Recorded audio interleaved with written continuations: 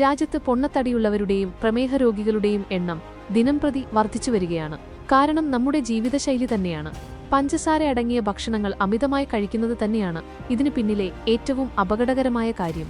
നമ്മൾ പോലും അറിയാതെ ഓരോ ദിവസവും പഞ്ചസാര അടങ്ങിയ ഉൽപ്പന്നങ്ങൾ ശരീരത്തെ അപകടത്തിലാക്കുന്നു.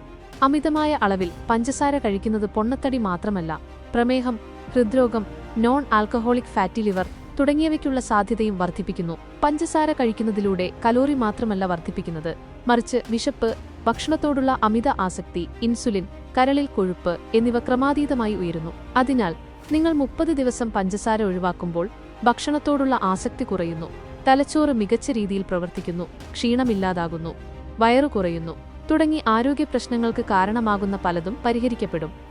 ജ്യൂസുകളോ മധുരപലഹാരങ്ങളോ മാത്രമല്ല ഒഴിവാക്കേണ്ടത്, അതിനപ്പുറം നിങ്ങൾ കഴിക്കുന്ന മിക്ക ഭക്ഷണവസ്തുക്കളിലും ചെറിയ അളവിലെങ്കിലും പഞ്ചസാര അടങ്ങിയിട്ടുണ്ടാവാം.